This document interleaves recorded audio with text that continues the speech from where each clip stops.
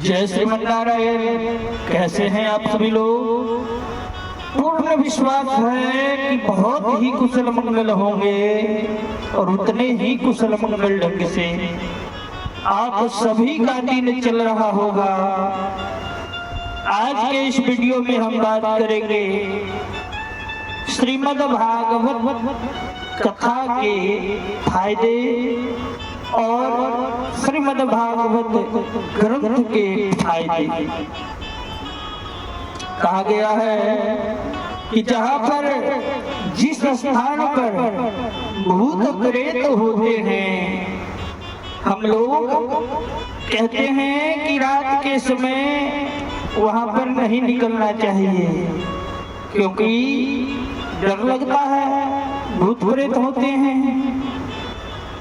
परंतु शास्त्रों ने कहा जहाँ पर भागवत कथा का आयोजन होता है, वहाँ पर जहाँ जहाँ तक ये भागवत के श्लोकों का आवाज पहुँचता है, वहाँ तक उतने एरिया के भूत प्रेत मुक्त हो जाते हैं।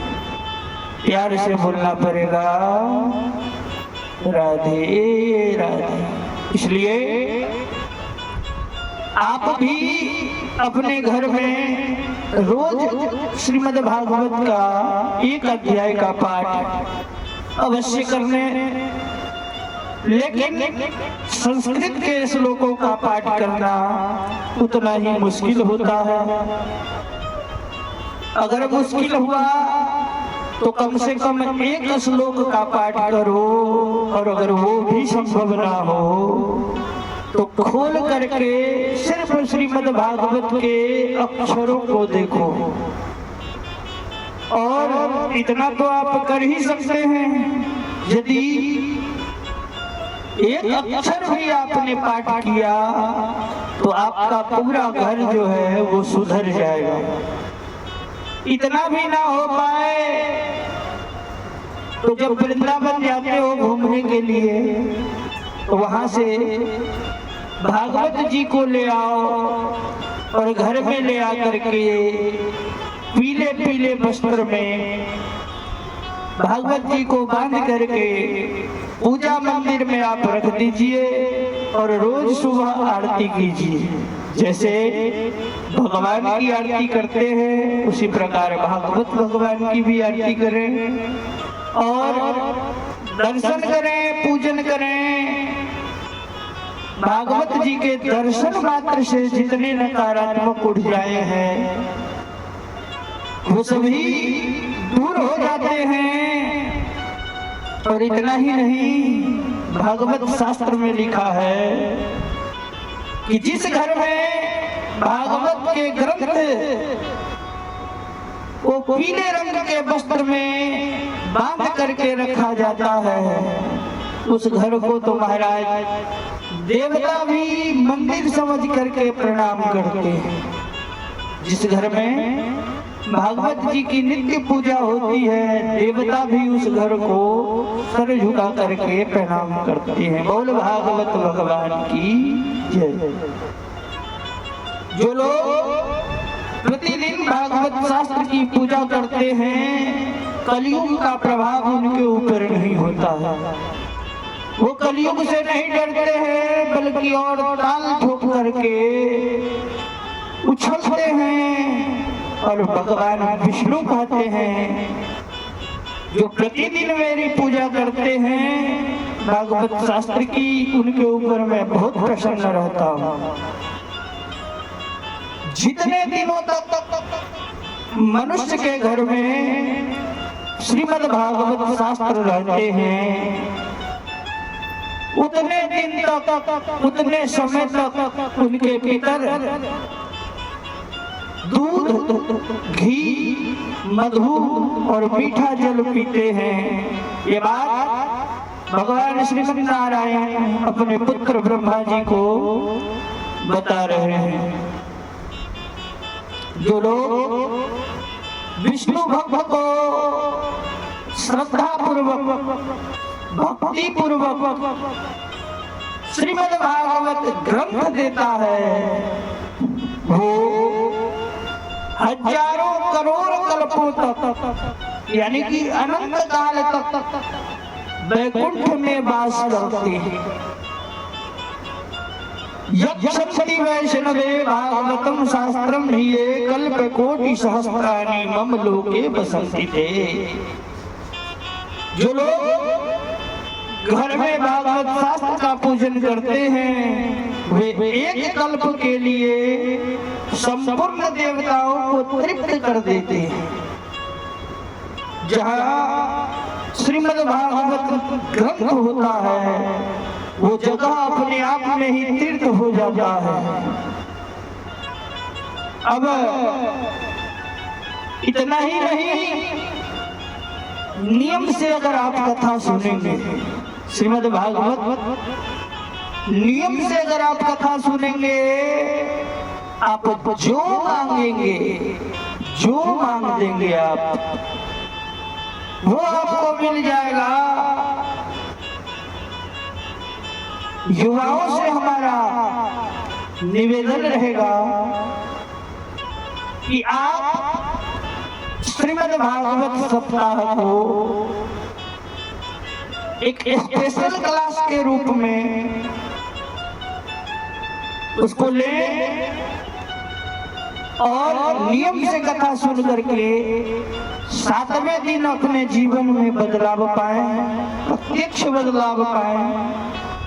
आप जो सोच नहीं सकते हैं वो भी देने का काम श्रीमद् भागवत करती है, क्योंकि ये कल्प वृक्ष है। आप जिस चीज की कल्पना करेंगे मन में, वो संकल्प आपका भागवत जी पूरा करेंगे।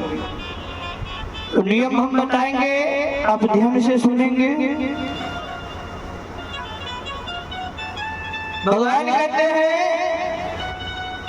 कि दरिद्री व्यक्ति अगर कथा सुनेगा तो धनवान हो जाएगा, रोगी व्यक्ति अगर ये कथा सुनेगा तो निरोगी काया को प्राप्त हो जाएगा, निसंतान व्यक्ति अगर कथा सुनेगा तो पुत्र को प्राप्त हो जाएगा, संतान को प्राप्त हो जाएगा। और जिन्हें कुछ नहीं चाहिए, कुछ लोग ऐसे भी तो होते हैं जिनके पास सब कुछ है, उनको कुछ नहीं चाहिए। बोले जिनको कुछ नहीं चाहिए उन्हीं को सबसे ज्यादा मिलेगा।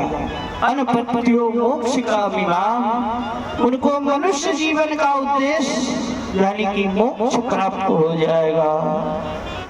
जो 60 साल से ऊपर हैं और अभी भी हैं, तो मैं उनसे निवेदन करूंगा कि आप श्रीमद् भागवत कथा को किसी अन्य कामना से ना सुनकर अपने परम कल्याण की कामना से श्रवण करें। और इस कथा के बाद अगर आप कोई पाप ना करें, पाप मीन्स बड़े बड़े पाप, जैसे किसी का मर्डर कर दो, किसी का धनी उठा करके ले आओ बहुत बड़े लेवल पे। अगर आप बड़े बड़े पाप ना करें, छोटे मोटे पाप तो चलते हुए रास्ते में चींटी मर जाती है, श्वास लेने में कीटाणु मर जाता है, तो ये सब पाप ठाकुर जी क्षमा भी कर देते हैं, लेकिन बड़े बड़े पाप हमको नहीं करने हैं। और इस कथा के बाद अगर आपने कोई पाप नहीं किए तो मैं सिग्नेचर करके आपको दे सकता हूँ कि इस कथा के बाद आपकी मुक्ति होगी और अवश्य होगी, और किसी भी प्रयास करने की आवश्यकता आपको नहीं पड़ेगी। तो नियम बता दें। पहला नियम, कथा प्रारंभ होने से पहले, व्यास जी के आने से पहले आकर के भागवत जी को प्रणाम करके, सर झुका करके, अपने संकल्प को ध्यान में रख करके बैठ जाएं और कुछ न कुछ प्रसाद के रूप में अवश्य लेकर के जाएं। खाली हाथ कहीं जाना नहीं चाहिए। तो कुछ प्रसाद के रूप में लेकर के जाएं और कथा शुरू होने से पहले आए, और व्यास जी जब तक अपनी गद्दी छोड़ करके ना चले जाएं तब तक आपको बिना प्रसाद लिए नहीं जाना है। ये पहला नियम है। दूसरा नियम है कि अगर व्रत संभव हो तो व्रत रह करके कथा सुने, अगर वो संभव ना हो तो दूध पी करके कथा सुने, वो संभव ना हो तो फलाहार करके कथा सुने, वो भी संभव ना हो तो एक समय फलाहार और दूसरे समय फलाहार करके कथा सुने। यहाँ तक छूट दिए हैं कि चाहे 10 बार भी भोजन कर लो, लेकिन भोजन इतना ही करो कि कथा में नींद ना आवे, आलस्य ना आवे। प्राय होता यही है कि हम लोग घर से डकार मार करके भरपेट खा करके कथा सुनने जब जाते हैं तो यहाँ आकर के कथा में हम नींद खींचते हैं, खर्राटे बजते हैं। तो जो सोबत है वो खोबत है, जो जागत है सो पावत है। इसलिए जग करके नियम से कथा सुने, पृथ्वी पर शयन करें। वो संभव ना हो तो आजकल काठ का बेड सबके पास है, उस काठ के बेड पे ऊनी कोई कपड़ा डाल करके फिर शयन करें, ब्रह्मचर्य का पालन करें। और प्रत्येक दिन हमारे इन 7 दिनों में हमारे मनसा वाचा कर्मणा, मन से, वाणी से और हमारे कर्म से किसी को ठेस ना पहुंचे, किसी से हमको बद्दुआ नहीं लेनी है। इन नियम से अगर आप कथा सुनेंगे, आप जो मांगेंगे आपका वो संकल्प 110% पूरा होगा। बोल भागवत भगवान की जय। देखो, कोई भी चीज हमारे मन पर या तो देखने से या तो सुनने से प्रवेश करता है हमारे भीतर। जैसे कानों से आपने गाली सुनी तो क्या आएगा आपको? क्रोध आएगा। कान से आपने सुनी गाली तो आपको क्रोध आएगा।